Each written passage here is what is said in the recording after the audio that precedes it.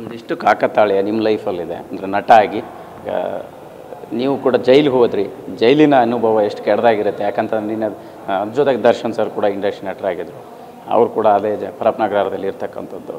ಆ ಎಲ್ಲ ಬೆಳವಣಿಗೆಗಳ ಬಗ್ಗೆ ನಿಮ್ಗೇನು ಅನಿಸುತ್ತೆ? ಹೇಗಿರುತ್ತೆ ಅಲ್ಲಿನ ಪರಿಸ್ಥಿತಿ? ಅಷ್ಟು ಕಷ್ಟಕರವಾಗಿರುತ್ತೆ. ಯಾಕಂದ್ರೆ ನಿನ್ನೆ ಅವರು ವಿಷ ಕೊಟ್ಬಿಡಿ ಅನ್ನೋಂಥ ರೀತಿಯಲ್ಲಿ ಮಾತನಾಡಿದರು. ಒಬ್ಬ ಕೈದಿಯಾಗಿ ಹೋದಾಗ ಅದನ್ನು ಅಂದರೆ ಆರೋಪಿಯಾಗಿ ಹೋದಾಗ ಅಲ್ಲಿ ಸಂದರ್ಭ ಎಷ್ಟು ಕಷ್ಟ ಇರುತ್ತೆ ಅನ್ನೋದು ತುಂಬ ಕಷ್ಟ ಸರ್. ಒಳಗಡೆ ಅಂದರೆ ಒಬ್ಬೊಬ್ಬರೇ ಕುತ್ಕೊಂತೀವಲ್ವ, ಯೋಚನೆಗಳು ಬೇರೆ ಬೇರೆ ಥರ ಅಂದರೆ ಹೊರಗಡೆ ಎಷ್ಟು ಫ್ರೀಡಮ್ಗೆ ಇರ್ತೀವಿ.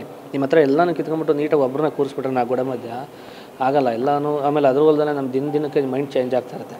ಜೊತೆಲಿದ್ದಾರೆ ಯಾರೋ ಒಬ್ಬರು ರಿಲೀಸ್ ಮಾಡ್ಸ್ಕೊಂಡು ಕರ್ಕೊಂಡು ಹೋಗ್ತಾರೆ, ನನ್ನ ಕಡೆಯವ್ರು ಬರಲಿಲ್ವ ಇವತ್ತು, ನನ್ನ ಕಡೆ ಲಾಯರ್ ಏನು ಮಾಡ್ತಾವ್ರೆ, ಒಂದೊಂದು ಮೈಂಡು ಇದಾಗ್ತಾ ಇರುತ್ತೆ. ಒಂದು ದಿನ ಕಳೀತಂಗೆ ನಾನೇ ಒಂದು 3-4 ದಿನ ನಾನೇ ಗೋಡೆಗೆ ಹಣೆ ಕೆಚ್ಕೊಂಡಿದ್ದೀನಿ. ಬೇಕಿತ್ತ ಇದು? ಊಟ ಮಾಡಿಲ್ಲ 3 ದಿವಸ ನಾನು. ಅವರೇ ಹೇಳಿದರು, ನೀನು ಊಟ ಮಾಡಿದೆ ಹೆಚ್ಚು ಕಮ್ಮಿಯಾಗಿ ಸತ್ತರೆ 80 ರೂಪಾಯಿ ಹೆಣ ತಗೊಂಡೋಗ್ಬಿಟ್ಟು ಕೊಡ್ತಾರೆ ಅಷ್ಟೇ, ನೀನು ಯಾರೂ ಬರೋಲ್ಲ, ಯಾಕೆ ಇದು ಮಾಡ್ಕೊಂತೀವಿ, ಸುಮ್ಮನೆ ಊಟ ಮಾಡೋ ಮರಿ ಅಂದರು. 3-4 ದಿವಸ ಆದ್ಮೇಲೆ ಊಟ ಚೆನ್ನಾಗಿ ಮಾಡ್ಕೊಂಡು ನೋಡಿದೆ. ಬಟ್ ದಿನ ಒಬ್ಬೊಬ್ಬರು ರಿಲೀಸ್ ಆಗ್ತಾ ಇರೋರು ನನ್ನ ಜೊತೆ ಇರೋರು. ಸೊ ನನ್ನ ಯಾರನ್ನೂ ಕರ್ಕೊಂಡು ಹೋಗೋರು ಇಲ್ವೇ ಏನೋ ಆ ಥರ ಒಂದು ಪರಿಸ್ಥಿತಿ. ಮಾನಸಿಕವಾಗಿ ಕುಗ್ಬಿಡ್ತೀವಿ.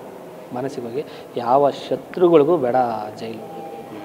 ಅದೇ ನಿನ್ನೆ ದರ್ಶನ್ ಸರ್ ಒಂದು ಈ ಮಾತು ಹೇಳಿದಾಗ ನೀವು ಅಲ್ಲಿನ ಎನ್ವಿರಾನ್ಮೆಂಟ್ ನೋಡಿದಾಗ ಹೇಗೆ ಅನ್ನಿಸ್ತು?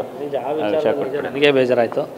ನಾನು ಮನಸಾರ ಹೇಳ್ತೀನಿ, ಆದಷ್ಟು ಬೇಗ ದರ್ಶನ್ ಸರು ಈ ಒಂದು ಕೇಸಿಂದ ಆಚೆ ಬರಲಿ, ಬೇಗ ರಿಲೀಸ್ ಆಗಲಿ. ಹೊರಗಡೆ ಏನು ಬೇಕಾದ್ರೆ ನಿಂತ್ಕೊಂಡು ಹೆಂಗಾರ ಗುದ್ದಾಡ್ಬಿಡೋಣ.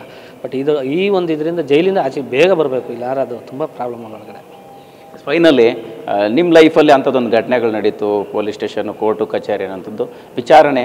ಈ ವಿಚಾರಣೆ ಸಿನಿಮಾ ಕೂಡ ವಿಚಾರಣೆ ಆಗ್ತದೆ. ಏನು ಕತೆ ಅದು? ಕೈಯಲ್ಲಿ ಬೇಡಿ ಬೇರೆ ಹಾಕ್ಕೊಂಡಿದ್ದೀರಿ, ಹೇಗೆ? ವಿಚಾರಣೆ ಫುಲ್ಲು ಪೊಲೀಸ್ ಕಾನ್ಸೆಪ್ಟೇ ಅದು. ಒಂದು ಅಮಾಯಕ ಹುಡುಗ ಪೊಲೀಸ್ ಕೈಗೆ ಸಿಕ್ಕಿದಾಗ ಏನೇನೆಲ್ಲ ಆಗ್ಬೋದು ಅಂತ ಒಂದು ಲವ್ ಸ್ಟೋರಿಲಿ ನಡೆಯುವಂಥ ಒಂದು ಕತೆ. ಮುತ್ತರಸ ಹಳ್ಳಿಯಲ್ಲಿ ಒಂದು ನಡೆಯುವಂಥದ್ದು ಒಂದು ಔಟ್ ಅನ್ನೋದು ಕಾಮಿಡಿ. ಒಂದು ಲಾಸ್ಟ್ ಕ್ಲೈಮ್ಯಾಕ್ಸ್ ಒಂದು ಮಾಸಲ್ಲಿ ಒಂದು ಎಂಡ್ ಕೊಡಿ. ಫೈನಲಿ ಎಲ್ಲ ಘಟನಾವಳಿಗಳಿಂದ ಹೊರಗೆ ಬಂದಿದ್ದೀರಿ. ಲೈಫಲ್ಲಿ ಏನು ಚಾಲೆಂಜ್ ಇದೆ, ನಂತರ ದಿನಗಳಲ್ಲಿ ಸಿನಿಮಾ ಇಂಡಸ್ಟ್ರಿ ಒಂದು ಗುರಿ ಇರುತ್ತೆ, ಒಂದು ಕನಸು ಶುರುವಾಗಿರುತ್ತೆ, ಹೇಗಿದೆ ಈಗ ಅನ್ನುವಂಥದ್ದು?